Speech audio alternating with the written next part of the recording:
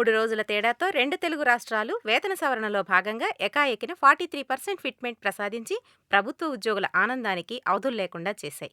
దీని మూలంగా తెలంగాణ ప్రభుత్వం మీద ఏటా 6,500 కోట్ల ఆర్థిక భారం పడితే ఆంధ్రప్రదేశ్ మీద ఏటా 9,284.52 కోట్ల ఆర్థిక భారం అదనంగా పడుతుంది.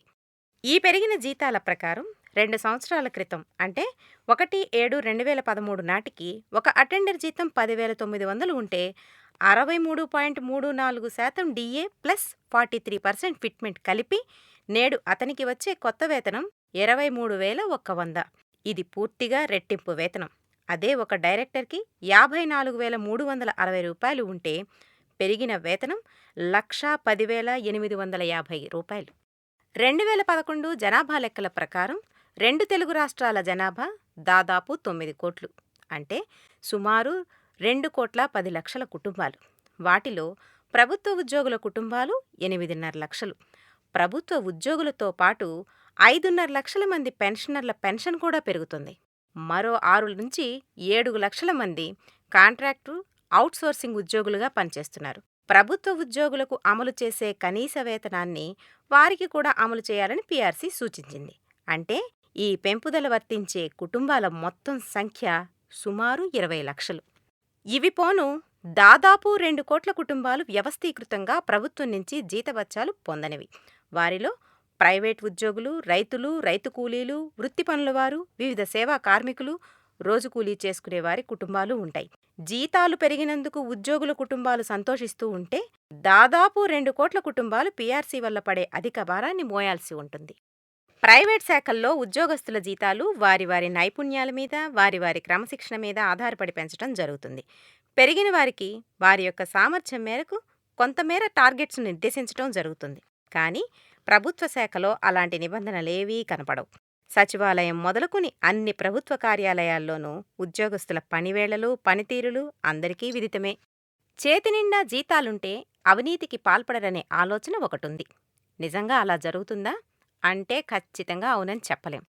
సగటు పౌరుడి దృష్టిలో నేటికీ సర్కారీ కార్యాలయాలంటే అవినీతి దందాలకు నెలవు. ఏ రాష్ట్ర ప్రభుత్వాలైనా బడ్జెట్ని ప్రవేశపెట్టినప్పుడు ప్రణాళికా వ్యయం, ప్రణాళికేతర వ్యయంతో కూడుకున్న బడ్జెట్లను ప్రవేశపెడతాయి. ఇక్కడ ప్రణాళికా వ్యయం కన్నా ప్రణాళికేతర వ్యయమే ఎక్కువగా ఉంటోంది. దీనికి కారణాన్ని పరిశీలిద్దాం. ఉదాహరణకు గత ఏడాది ఏపీ ప్రభుత్వం 26,673 కోట్లు ప్రణాళికా వ్యయంగా, 85,151 కోట్లు ప్రణాళికేతర వద్దుగా చూపించింది. అంటే మొత్తం వ్యయం 1,11,823 కోట్లు. ప్రణాళికేతర వ్యయంలో దాదాపు 3వ వంతు 30,000 కోట్లు ఉద్యోగుల జీతాలకు చెల్లిస్తున్నారు. పీఆర్సీ అదనపు భారం తోడవుతుంది. ఇక భత్యాలు, నిర్వహణ వ్యయాలు, ఉద్యోగులకిచ్చే పరోక్ష ప్రయోజనాలు, రాయితీలు వేరే.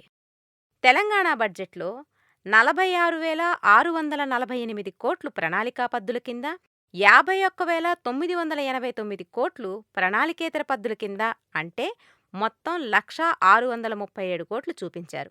ప్రణాళికేతర వ్యయంలో 3వ వంతుకు పైగా 18,437 కోట్లు ఉద్యోగుల జీతాలు. పీఆర్సీ పెరుగుదల అదనం.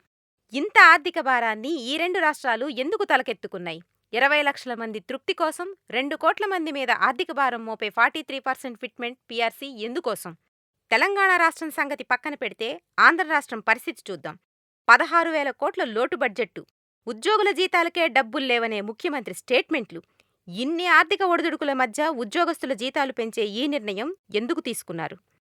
రాష్ట్ర సంక్షేమం కోసం మేం కట్టుబడి ఉన్నామని నినాదాలు ఇచ్చిన ఉద్యోగస్తులు ఈరోజు పక్క రాష్ట్రంతో పోటీపడి జీతాలు పెంచమనే ఒత్తిడి ప్రభుత్వం మీద ఎందుకు తెచ్చినట్లు? వారికి రాష్ట్ర ఆర్థిక పరిస్థితి మీద అవగాహన లేదా? లేక రాష్ట్ర అభివృద్ధి మీద ఆకాంక్ష లేదా?